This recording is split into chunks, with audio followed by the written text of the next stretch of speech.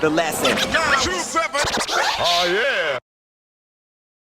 What New Zealand hip hop was really popping around that, mid to late 90s before you officially launched Dawn Raid? Before us, there was an amazing group called Damn Native.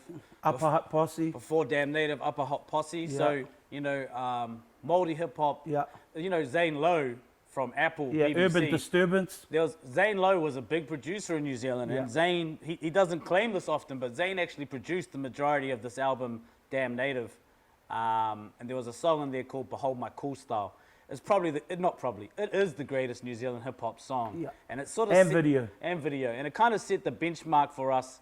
And there was Shay Fu, and Shay Fu was a god MC. Just come from a super group, Super Groove. Super Groove, and he was just huge. Shay Fu was a Niuean brother, and he was just amazing to us. And this is when Wu-Tang had just popped off. It was like 96. It was very, very New York hip hop driven at the time between 96 and 98. Timbs and all that. It was very much on that. And but yeah, Damn Native held the torch. Another brother by the name of DLT and Shay Fu. But where we fit into that story is they all signed then to the major label called BMG. Yeah. Lost Tribe signed to BMG, and we got the B-side single on the 12-inch vinyl of the biggest New Zealand hip-hop song at the time called Chains.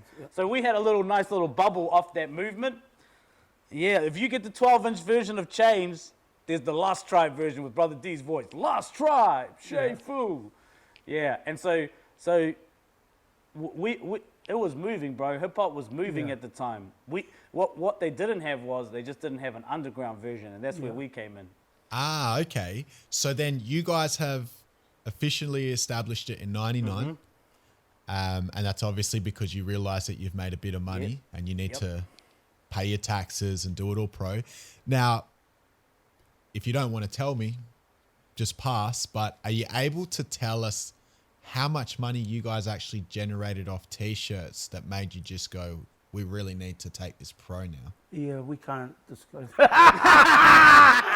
have to get the caravans of money buried in the ground in the mountains. Every Tom and his dog will be out making t-shirts if we told you that secret. We'll get sniping tomorrow. We're still in the hood, bro.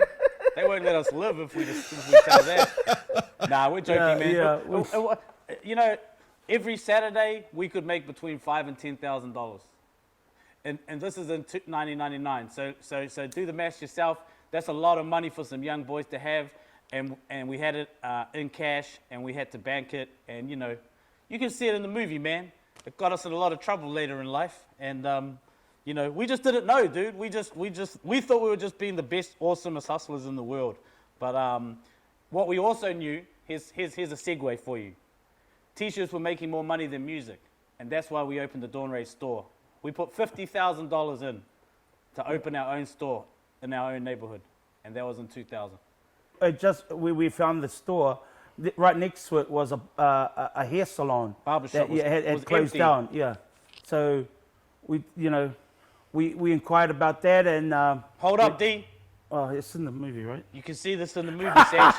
I don't want to just give away the whole storyline. The director works so hard. I'm really sorry, bro. Sanchez is trying to have a if it was DJ my way, Brad I'd just tell you the whole movie right now. Man, Universal's gonna sue us for this interview, bro. Sanchez, you gotta relax. You gotta really relax, bro. All right. Well, no, you guys pull the reins when you need to. So. Just before you launched the Dawn Raid store, how many weekends were you at selling t-shirts? Like in that year or 2 year period, were you there like every Saturday? Every Saturday. 6 to 12. 6 to 12. How many weeks in a year, Sanchez? And that's yeah. But remember, we did Saturday and Sunday. Yeah. So that's 104. And you got to remember the Christmas period. Yeah. Christmas they were a little bit more. There was the biggest day we ever had was like Saturday before Christmas. 35,000 in a day in 6 hours. Yeah. More than selling drugs. Not that I know, but I just, we just heard about it. You know what I mean? It's a good business. Yeah. And then, okay, so when you've decided to launch the store because you realize that this is a great business move for you guys. Were you a little bit nervous launching a store, I guess, in the hood where it could get, people could rob it? Oh, hell break no. into It's it, our proudest that sort of moment, thing? bro. Nah, It's we the didn't proudest we moment. didn't think at all about the robberies, Yeah. or anything like that. We were just like, we're gonna be kings of the neighborhood. And if you know the location, the bar and the shop and the barber shop are all within 400 meters of each other. Yeah.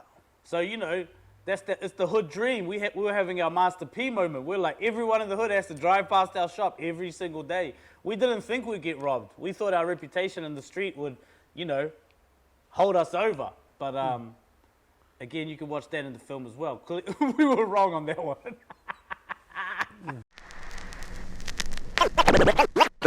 The lesson. 927. Oh, yeah.